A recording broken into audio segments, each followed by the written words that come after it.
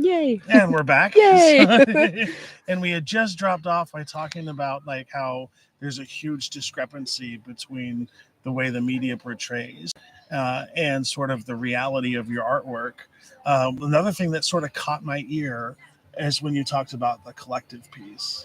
Yes. So I'm Sun Bear Collective. The goal eventually is to showcase not just my art, but also those close to me, and maybe even more so in the future, other artists. I like to focus on queer art. I like to focus on indigenous art. I'm a member of the Confederated Tribes of Siletz Indians, so someday maybe I'll get bead makers, beadwork in there, and ribbon skirts. I would love to sell. I'd love to get selling at powwows and do things like that, because I think that's super super cool. That's awesome. It's not my craft at the moment, but I'm Yeah. always I would love to learn to bead.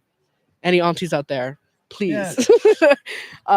But yeah, I think that it would be really cool to showcase sort of under my brand other artworks. Like my little sister does jewelry, so I let her sell her jewelry. My best friend does art too, and so I have a couple of his stickers underneath there. And so I like to just showcase not just my art, but eventually those I love around me as well, and other queer and indigenous people. And I appreciate that so much because, like, I talk ad nauseum on this podcast about how important it is to support local and local communities, and to have a collective or a place where people from various cultures can come and celebrate art is a beautiful thing. Yeah. Because I think art is one of those ways where you can sort of break that fifth wall and come together collectively. Absolutely. Without that sort of judgment piece. I find that art is so central to humanity, so central to how we express our inner selves and our inner world. Um, that's why I think representation is so important in art, and why I think that highlighting the things that I think are beautiful that maybe other people don't necessarily think are as beautiful. I want to make people feel seen. I want to make people feel like they are an art piece, like a walking art piece. I want to make people feel like that. Yeah, and beauty is subjective. Absolutely. Right? So just because you don't find this one piece beautiful or it doesn't touch you, doesn't mean that the next person who comes along isn't going to be, oh my God, this is the best thing ever. Yeah. And we need to have space for both. Yeah, totally. Yeah, because you never know what's going to call you or what's going to be like, oh, I need that in my house. I think nowadays there's so much of a lack of nuance too. I mean, like, something you just, we're all here. Yeah. You like what you like, and that's okay. Yeah, and I think that also, like, the way that the society is structured, everything is soundbite based. Oh my gosh, you're and so you right. can't have a conversation in 4 minutes. No, You just can't. right. But that's what people are forced to do. Like communicate in these sort of short sound bursts, and you only get so far. Yeah, it's TikTok's fault. Yeah, short form content is like ruining everything, in my opinion. I miss when people would just like get home from school and watch a 12-hour like long form video about whatever they found interesting. Yeah, because you can't get to really know something until you've invested at least that much time. Yeah, truly. Yeah. And so one of the other things too that I love to talk to artists about is the process. So are you the kind of artist that starts from the outside and works in, or are you the kind of artist that starts from the inside and works in? I start from the inside and work out. I think awesome. I like to focus on like a focal point first. I for paintings at least, I mostly do like nude like femme body like portraits from like here to here, sort of. That's what I like to paint. But in terms of other art, I do all sorts of art. I do a lot of character design, fan art. I do like D&D character reference sheets, but also just like portraits. I do couples portraits, a lot of queer couples portraits. One of the raffle items at Silverton Pride is a queer couple portrait by me. So that's so awesome. Someone will win one. Yeah. And yeah, I'm thinking about the way that I work, and I start with the face. and then I go from there, which I guess some people would say that's not the best way, but I don't really care. I think it's I fun. don't think there is a No, best way. literally, Yeah. I'm just here. I'm just Yeah. drawing, and I usually start with. I'm thinking of the way that I do a face. I'm either starting with the nose or the eyes, and then or I start with the head, just like the shape of the head, and then I'll figure map the body, and then go from there. But I usually do a very quick sketch, then I refine the sketch, then I line it, and then I color it flat, and then I render it from there. That's the process, I suppose. It's awesome. And a lot of people don't understand just how much time it takes to get through like an entire painting. Because It you're does. talking about days, right?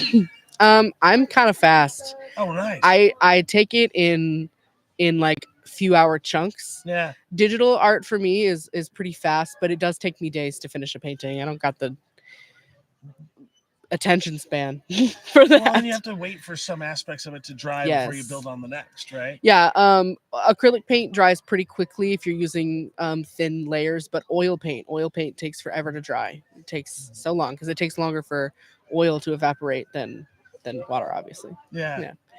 I have not used oil paint very much, but I did just get a set, and I'm really excited to start doing oil portraits because it blends like a dream. I do oil pastels though, Yeah. and those there are some mediums that just take the stress of perfection away. They are not perfect mediums. They're not meant to give you a lot of control. Yeah. I don't use them often, but if I as an art vendor, there's a certain work mode and a certain just creative flow that happens. Work mode is what will people buy? What is the most popular um, sort of fandom or character that's going viral at the moment that people will buy? Like my partner just suggested I should make Pride Labubu stickers or something. Oh, that I would was be like, awesome. I'm like exactly. It's like what will draw people in to like buy some things so that it's not all for naught. But I don't always want to draw what other people want. I want to draw what I want. Yeah. So I think that some mediums kind of help me get out of the rut of art block, Yeah. and oil pastels are one of them. I think that they're so imperfect and so easy to just put a bunch of color on a page that it really just takes the stress out of, okay, this sketchbook, I just got this brand new sketchbook. I don't know what to do in the first page. I don't know what I'm going to draw. It has to look good because it's the first page. It's just, I'm going to slap some color. I'm not even going to use pencil. I'm just going to do it and see what happens and see what is born after. Um, Watercolor is another one. I just recently attended a water like a paint and sip at Southside Speakeasy in Salem, where there was a watercolor class, um, and I forgot how much I love watercolor because it's water. It doesn't give you control. The water goes where it wants to go, and if you accidentally put too much water on your brush and it goes everywhere, then it goes everywhere, Yeah. and that's fine. Yeah. It's just some mediums take the control away from you and let it just happen freely. And I think there's something so beautiful about that. And one of the other things too that I love to talk to artists about is the muse, because I really do think that the muse is like a living, breathing thing. Hmm. So what do you do like when the muse visits you at like 10 o'clock at night as an artist? Headphones on, first of all. Yeah. Music is huge to me. I have like many a time had something in my head that I need to get out. And so there's a song that pops into my head and I'm like, okay, I need to listen to that 45 times right now and I just need to do it. And it sort of at first is so it like literally I can see the movie happening in my head when I'm trying to put it onto the page. And then eventually once you get into that creative flow and you get into that zone, the music fades into the background and you just kind of like sit in it in the creative space. And that is really a cool feeling. There's really nothing like that where I'll look at the clock and be like, I've been sitting here for 4 hours. How does this happen? Like I didn't know I did that, but here we are. And then you see what you've done and it's like, okay. I'm a very much disorganized artist. I don't have like a process. I don't have a very specific style. I don't think. I think everything I make looks a little bit different. It's just like what I'm feeling that day. I think because I use so many different mediums, because I do so many different things, it's like I don't got time to just have one style and just do it over and over again. That's boring. Not that it's boring if you do it, that's fine, but it's boring for me. And I literally just do whatever happens. I think my muse at the moment is the love of my life, and I draw her a lot, or I draw things that sort of represent us in a different way. Like I think I every time I draw a blonde and a dark-haired lesbian couple, it's really secretly us, even if it doesn't I look love anything it. like us. I love it. I do draw us as things a lot. Like there's Yeah. one print I sell in my shop that's the Phantom of the Opera, but it's lesbians and it's us. Yeah. Because there's like a blonde femme and then there's me holding the sword and with a little mask on, and it's cool, and it's really fun. Some of them are very obviously us, and then some of them are like this is just kind of our energy into the piece, and you wouldn't know unless you knew. Yeah. I love her to pieces, That's and so I think she's so awesome. beautiful, and I think she's a literal walking piece of artwork. So I draw her a lot. I love that. I absolutely love that because there's just something about there's something poetic about it, and it's one of those things that isn't represented in art as much. Yeah. A lot of art is that sort of negative bent or the darkness and all this stuff, and so I really appreciate that you have this focus on positivity Yeah. and enlightenment, and Yes. giving people a space to be represented Yeah. on paper. And I, of course, every artist does. I've got my vent sketchbook Yeah. where the spooky things go, but not. I mean, most of the things that I sell are very. I mean, literally, my whole tent is yellow. It's like a happy place in there. I love it. Like literally, just like Sunshine Island over there. So where can people go to find your artwork? They can go to Instagram or TikTok, sun.bear.co. And then I do have a website. It's sunbearcollective.art. Art. Art. Oh, that's epic. Yeah. Oh, that's epic. I was like, well, that works. That's fun. That's epic. Thank you. Yeah, that's like a buddy of mine owns a restaurant, and his email is eat at his restaurant. Oh my gosh. Yeah. I'm like, I how clever love is that. Yeah. I love that Uh-huh. so much. Yeah. Well, thank you so much. Thank you. Yeah. It was really great to Yeah, meet you. Thank you so likewise. much. Uh-huh. And enjoy the rest of Pride. Thank you. You too. Thank you, Flo.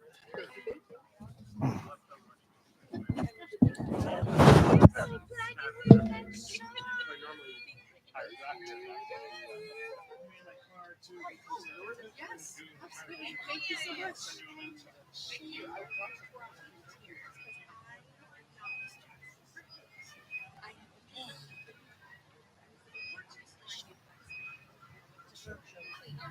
Oh, good.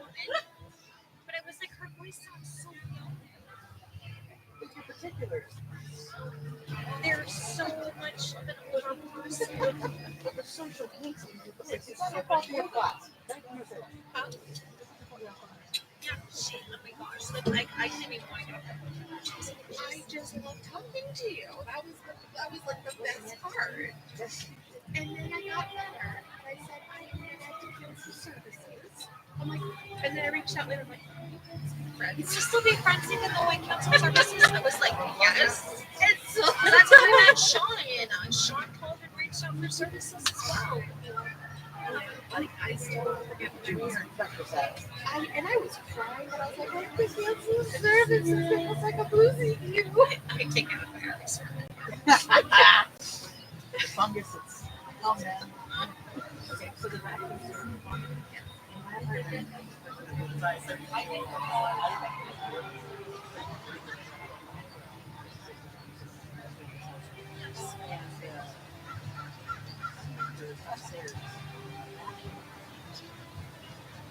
I don't understand. Conversation like, is there a vacuum? You're like, I don't think there's vacuum when you want a vacuum. So never vacuum. At least once a But I week. have the same question. At least once a week. I say also the same thing about pets. But if you have pets, at least once a week. At least once a week. If they're not gross, at least once a week. But if you have pets, you need to vacuum. And the bean. Did you not get pets? No, there's like goblins down there with pets and they're right. Yeah, they do are. their own stuff and they want to come down at some point in time. Do it. Do it. Wait. Okay, bye. We'll miss you.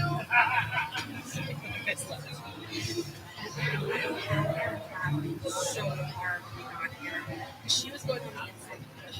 And I'm on the outside, and she's like, well, and what we're trying to do is like apply pressure. Well, what she doesn't tell me is how much pressure. So she said push, so I push, and she's falling. He's dying. And I'm just like, this is hard to tell. How much is too much? Some other qualifier words. Mind you, it used to be What? Yeah. That's why I only have 3 friends, because each one of my friends has something unique to bring to the table and is amazing all on their own. Like, I'm very picky about my friends. Oh, well, you're picking up end of the world party. Yes, I got you. You love everybody. You're in it, baby. You're in the group. You got it. You both are. Photography skills, emotional fucking, like, you have all the tools. Yeah, you have do. all the tools. You were able to say the things that I need to say to anybody, but to her as well. Yeah, your emotional intelligence and charisma mindset. Absolutely. Absolutely. See, she even said something nice without it confusing you. Look at that.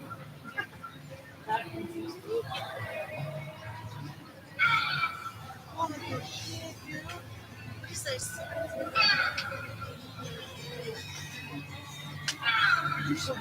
That's you grunting? Let me see this.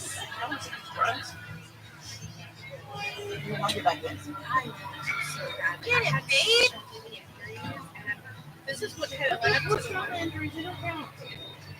Okay, and I'm really digging the braided hair too. Yeah, I would have it braided on one side. Oh gosh, Lydia. I don't know her too now. I need to do something. Well, I've lost 40 pounds. I need to. But they focus, he actually transfer to the coach. Olympic team, he does all kinds of things. But it's all like fucking inclusive, the metal dude, obviously, love skating. Well, and like, okay, so like, sometimes I'm never No, on Facebook. Well, and that's why when you guys walked up, I was like, oh, I Come on in. low tie, but like once I bring this showcase, Come on in. Mm-hmm. And your name again? Sorry. Bethany and Becky. All right. So if you're going to talk, just kind of put the microphone towards your face. This is so funny. I've never done anything like this before. Wait, is this happening? Oh, no. Bethany! So we're live from Silverton Pride. We're live? Yeah. It's a live podcast. We're broadcasting all day from Silverton Pride. Okay. Yeah. Cool. Was invited here because so many times, like, people that come to these events don't have the opportunity to sort of talk about why it's so important to be here and support. And then when I heard about what you all are doing, it's like, that's awesome. Aw. Thank you. Like because it's one of those unique things that's different and much needed in the community. Yeah. So tell us about your organization you work for. Yeah. Yeah, we have a nonprofit Yeah. called Compass Perinatal Family and Community Support. And it's kind of an umbrella that we also have some really awesome programming underneath that. One of them is our Salem Doulas Collective, where we work with folks all the way from conception to maybe the full first year of their baby's life. So that's amazing. That's awesome. Yeah, it's really fun work. So what prompted the decision to go with the collective piece? Because I'm always intrigued by that, because that's such an awesome aspect that's starting to happen more and more. Because like one of the things I talk ad nauseum about in this podcast is how important it is to support organizations and community organizations and staying away from like the national ones, because it's so much more important.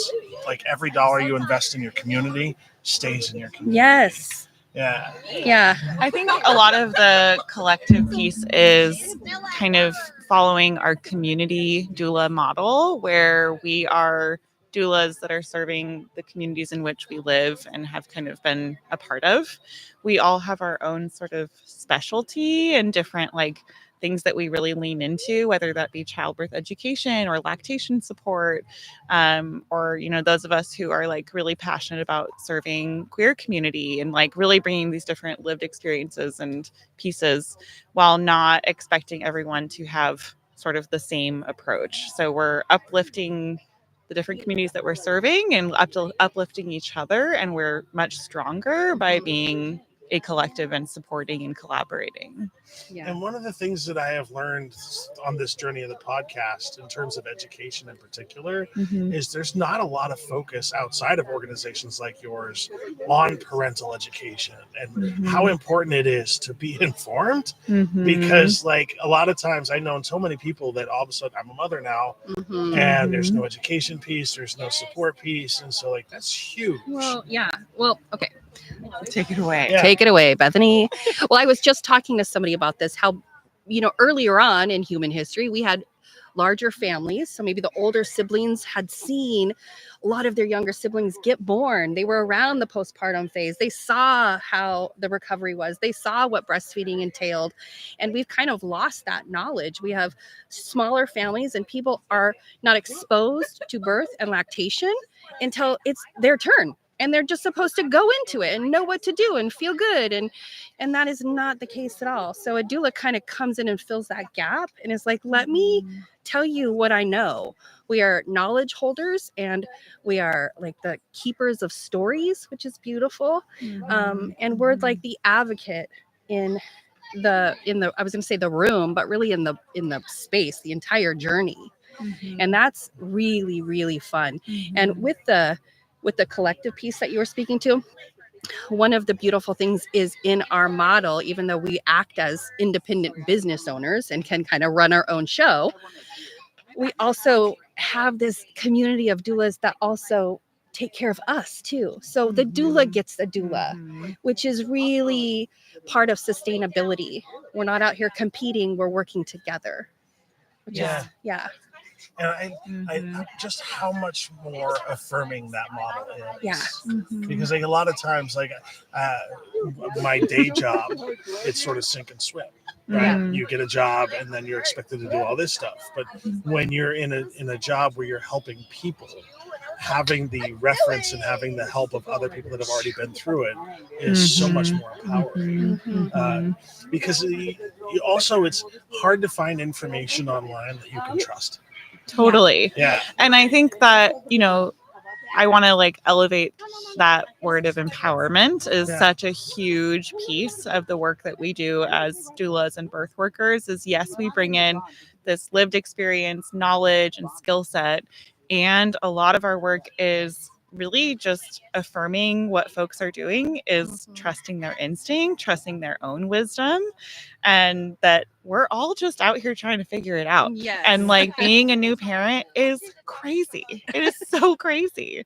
And just having someone to like see you for what you are going through and also be able to tell you that this is not forever. Like what you're going through right now is a really normal wild process, and we're going to look back at this together and reflect on it later, and you will see what I see now.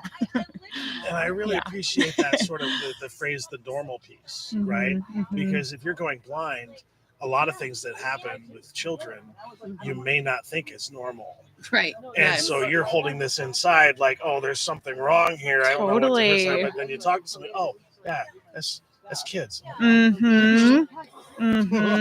And just putting words to the feelings that we have as parents, or even like while we are pregnant, and navigating what that feels like and expecting birth to come is it can feel like the happiest time. It can also feel really scary and isolating, and just really affirming folks that that's also okay, and that's that you're it's okay to share that as well.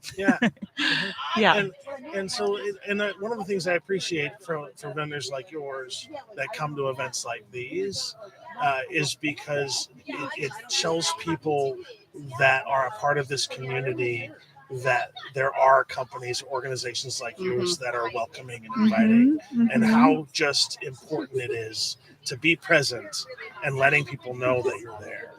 Absolutely. And I think, having a booth like ours at events can sometimes feel like sort of niche. It's like people come by and say, oh, I've already done that, or I'm not pregnant. It's like, yeah, but do you know someone who might be? And it's like, actually, yes. And like, I didn't think about that. Like maybe they'd be interested in having a doula or connecting them to some support. So. Yeah. Or if you're not pregnant yet. She's moving the microphone closer to me. Yeah. Well, I want to also speak to the fact that many of us in our doula collective are what we call traditional health workers. So we are THW doulas, which means we have gone through rigorous training and applied for the state registry. So we can now bill like insurances like Oregon Health Plan and other things like Kaiser and MODA and some of our other things. But so the THW bit is really important because it allows folks from marginalized communities, folks that would not otherwise have, maybe they have lack of social support, maybe they have lack of resources, maybe they have barriers to receiving education, maybe they are not comfortable, interacting in the medical system where there is kind of the power dynamics and echelon of providers and patients, and am I even allowed to ask questions, so we get to come alongside those folks, and that's a big piece of what a lot of us do with such passion. Like, let us come and be the one that stands beside you while you feel strong, Yeah. And it doesn't stop at birth. No. Yeah, it goes. I like that about your guys' group. Yeah. The perinatal period, we talk about that word perinatal is, like Bethany said, we refer to that as conception through to at least 1 year postpartum. And some folks would argue postpartum is many, many years, forever. That's fair. Yeah. So really seeing that whole journey as something that we can come alongside folks in. And to be honest, a lot of our educational offerings, we fall short in preparing folks for that huge journey. As we prepare folks really, really well for labor and birth. And that is 1 or 2 or maybe 3 days of your life. And it does shape who you are and how you see yourself as a parent. And it's really, really important in reducing medical intervention, increasing feelings of empowerment. And we have a lot of work to do in shifting how we really prepare folks for the longer journey after that. Well, it's weird because at some point in society, it was almost shameful to talk about it. And it was one of those things where it's like, it's kind of isolating because, you're not supposed to talk about that kind of stuff. And I'm happy that it's kind of shifting. But I'm curious if it's shifting culturally. Because I would imagine some cultures are still sort of pushing back against having this sort of conversation, and giving that opportunity to give voice within those cultures. It's got to be awesome. It is. Yeah. I think it's I always tell our new doulas who kind of come in and maybe they don't have confidence yet because they're like, I don't have enough experience, I don't have all of this years and years of attending births like some of y'all do, but I always tell them this is going to be a healing journey for you too, because when you come and you stand beside somebody and tell them that they are strong, there's something in that that makes you believe it about yourself too. It's very infectious. And so it's really beautiful in that way. Yeah. And I hope that that feeling, like we tell people in our childbirth classes when we practice breathing, and it's these intimate little exercises that we do, to remember how that feels. And then how can we replicate that when you go home with you and your partner and with your baby? Remember how that feels. You can do it again. It's really amazing, you know? And correct me if I'm wrong, but with the doula, that's Yeah. an at-home birth, right? Oh, Sometimes. good question. No, doulas can work with folks wherever they're choosing to give birth. So Okay. doulas provide physical and emotional support. We don't do any medical or clinical tasks like a midwife might, but we attend births at hospitals, at freestanding birth centers, and also at home. That's awesome. Mm-hmm. And so, what does it take to get a doula? Yeah, I mean, there's a couple different avenues you can go, as like Bethany mentioned. For folks who have Oregon Health Plan, OHP Medicaid, they have a benefit that is completely covered to have a doula with them through prenatal and birth and postpartum support.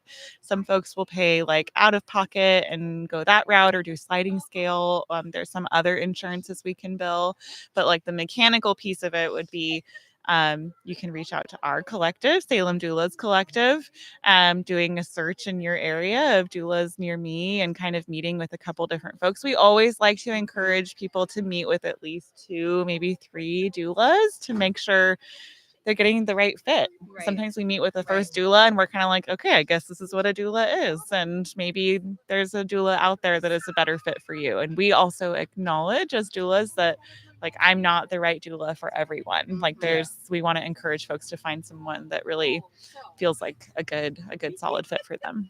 I appreciate that, because I say the same thing about mental health providers. Mm-hmm. Like, you don't give up if the first person you seek out as a mental health provider isn't like the best fit, because people are unique and no two people have the same experience. And so trying to sort of give up after your first try, don't do that. Go try again, try a third or fourth time until you find somebody that clicks, because it'll happen. There's enough people out there that you'll find someone. Right. Yeah. And I'll just add to that too. It matters how the partner or the other support person feels with them too. We come in and we support the entire family. So whether they have a partner or don't have a partner, whether their mom or their best friend is going to be with them, whether they have other kids that want to be involved in this journey, we wrap around the whole family. And that's another special piece of doulas that really, I hope people come to understand. We're there for everybody. Yeah. And everybody gets a benefit from that participation. Yes. With especially like in the classes that we teach, for example, we really emphasize how our partner is going to show up in this moment, all the phases and stages of labor. How does their support need to change as the labor progresses and the needs change and the room changes and the feelings change? What we do in early labor is not what we're going to do in transition, for instance. We need to cope differently, and partners need to know where they fit in that space. Otherwise, they can feel a little bit like they get lost in the background. And we want this to be their special day too. Yeah. It's their day too. Yeah. And that's another special thing about bringing doulas to that space, is we amplify their voice. Which I would imagine, given the circumstance of childbirth, sometimes you lose that voice with all of the discomfort and the pain and being in that medical environment with weird people around you that you don't know. For sure. Yeah. Having that one trusted face that sort of works like, I got you. Yes. You've been through this. Yes. I got you. And so many times we're saying this, I know it's intense right now, but this is normal. Yeah. You're not alone. We're going to be here together through this whole thing. And I don't think people appreciate just how much of an impact that has on the unborn child too. Yes. Like, there's that bond between mother and child that the feelings sort of are attached. And like when your mom is having that supportive feeling through childbirth, I would say probably leads a lot to helping that child develop. Oh, yeah. Yeah. Yeah, our birth stories become part of who we believe we are. It becomes part of our narrative about ourselves. And it also, like Becky said earlier, it impacts that parent-child relationship forever. I have 6 children, for example, and I can look at each one of them, remember their birth story, and for me, it creates a different relationship with them, with each one uniquely, right? It's not a blanket Yeah. relationship. They're very unique. And part of it is because of how they came to me and what I needed to do to grow to be the parent that they needed, whether in that moment in the birth room or later on. So I think it's lifelong benefits in that way. Yeah, I would also just add that, say your birth experience does not go the way that you had hoped, and how that can feel traumatic for folks. And doulas can help also support folks in those moments, and certainly postpartum, of processing these stories. Certainly not trying to change the narrative completely, but helping to elevate maybe the pieces that we're not seeing about ourselves, of the strength that we actually did have to carry through a challenging labor and birth and bring this baby to this world, and maybe really helping to find some sense of empowerment, even if that wasn't there initially, and kind of shift that narrative for themselves. Trying to also probably get them away from blaming themselves for something that had nothing to do with them. Yeah. Oh my God. And offering, perspective, as we can, from our view, we can see more kind of a higher level of how the care team is operating, and kind of helping to explain medical decision making that might have been happening and might have felt quick or rushed, and kind of helping to reflect back on that. And doula is certainly physical and emotional support. We also have a really good amount of training and understanding of birth physiology and kind of navigating medical interventions. That's a really important skill set that doulas offer, as well as just really kind of seeing how birth shared decision making is happening, and hopefully slowing down that process a bit, so that the person birthing is at the center of that always. Yeah. And also acknowledging sometimes that might just not feel possible. Yeah, especially if it's traumatic in any way, that prefrontal cortex goes right out the window. And having that person that can have a somewhat rational mind in a time of crisis has got to be very helpful. Yeah. And because doulas now, we might follow a family for a full year after they give birth, a lot of the processing that they might need to do doesn't happen immediately. It's not in that immediate first week, 2 weeks, 6 weeks. It's they need to establish a routine with their baby, learn what this new journey is going to be like now that the baby's here. And then when they come up for air, they can start to actually process things. And we're still there then. We still can come back. We can still say, let's talk about it again. Do you want to look at your photos again? What do you still have questions about? How can we help you put the pieces together? Whether it was a great experience or it went completely sideways, both are really important. And both are valid. Yes. Yeah. And very common, So, and it's interesting too, talking about perspective, partners might have a completely different view of what happened versus the birthing person. So acknowledging them again, that they have a story to tell, and we are the listeners. We can listen. That's partly, I think what doulas do best. Yeah. Well, I appreciate it both for you joining me today. Thank you. How can people find your organization? So we are at compassperinatal.com. And spell perinatal for folks. So PERINATAL. Thank you. Because I thought it was a PI at first. So that's that's our nonprofit landing page. And then we have our Salem Doulas Collective. We also have Compass Perinatal Peer Support Groups. So that's peer-led support groups for folks navigating pregnancy and postpartum. And that's a weekly support group in Salem. Yeah, and anybody out there, I encourage joining a peer support group. So I'm on the autism spectrum, and I facilitate a peer support group every Thursday. And just how much of a difference peer support makes Mhm. in life. Mhm. So whatever you're facing, whether that's cancer, childbirth, loss of a parent, or if you're going through something, peer Mhm. support is so important. Yeah. I can't stress it enough. Yeah, absolutely. We also have a grief and loss support group that has Oh. come on recently. And then, yeah, we offer community childbirth classes. There's lactation support. Yeah, lots of different resources that you can run with. So, Well, thank yeah. you so much Yeah, for being here today. thank Yeah, you. thank you. It's nice meeting It's you. nice meeting you too. Happy Yeah. Pride. Thank you. Thanks. Enjoy the rest of the event. We will. Thanks so much.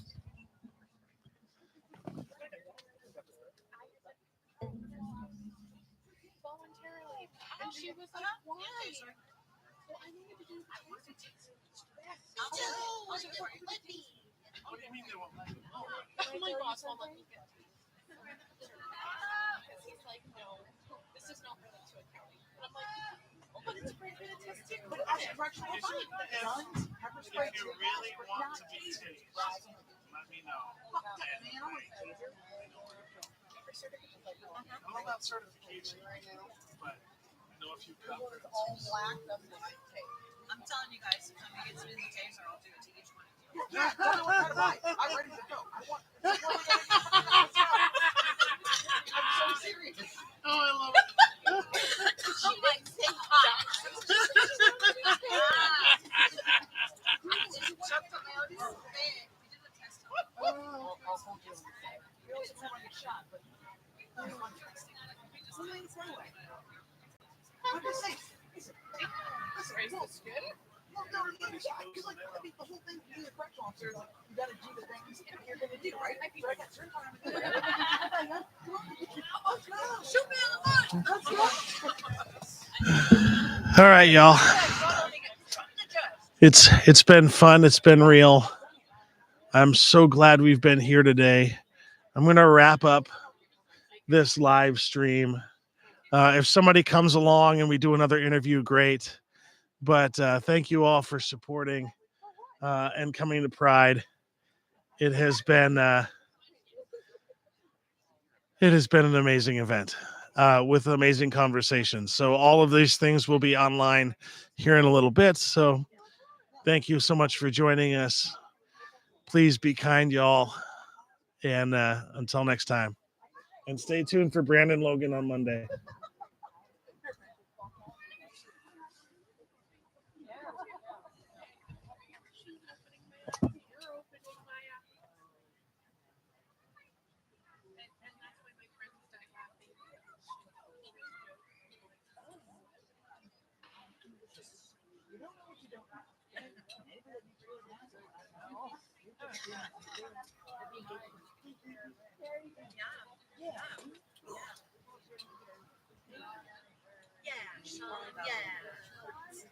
Come on after, but it's fine. I found it. Nothing.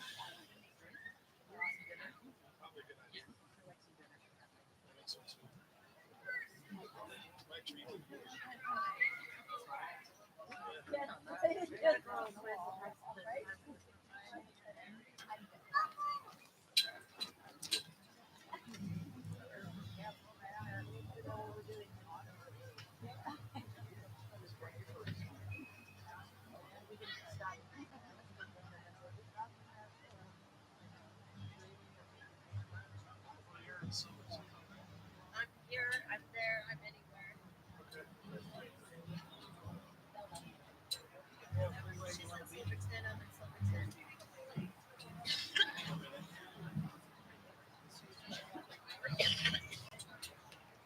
Sam, get over here. Hey, come here. Oh, yeah.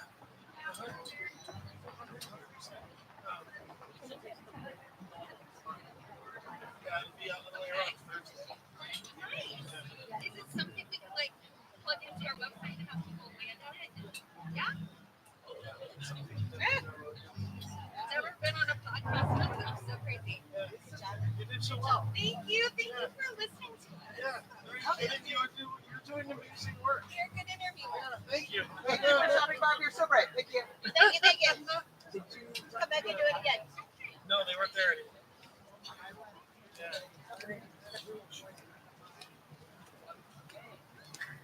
Oh, the patch people? You got an escape artist, you know that. He's working on it. He Finn. is. Did you try to leash again? Yes. Bastard. Thank you. Oh my gosh, she's a bitch. That's how you got free the first time.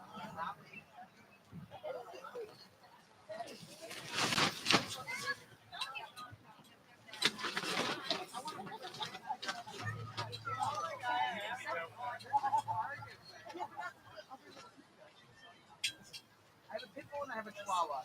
And my pit bull knows that she has, or my chihuahua knows she has a pit. So she starts by. She does whatever she wants. Yeah. The funny thing is, the pit bull is actually the biggest baby. That's fine. And the chihuahua. I got a chihuahua just like that as well. Anything else? Oh, precious. Do you want to get interviewed? What? Do you want to get interviewed? Oh, you're already offline. Do you want to get interviewed by podcaster? Well, you tell your story, man. Come on. Story about what? About you. You can't be wearing a battle vest, doing your business, and not fucking telling people about your shit. With the cute ass glasses. Come on. All right. Well, y'all did. Shawn, you want to do our interview? This is Shawn. He's amazing. He's with Sullivan's Unheard Voices. He's going to get all my He's great at interviewing guys. He'll ask you some awesome questions. Just like why you're here, what you're doing.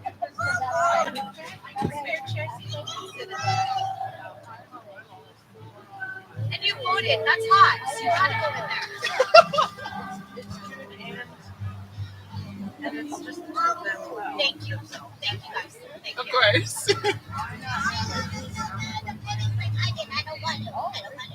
Well, just half her face and her face is like.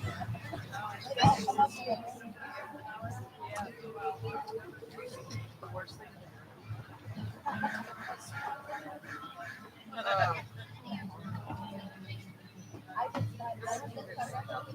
Oh my god. She has so much here and around her body.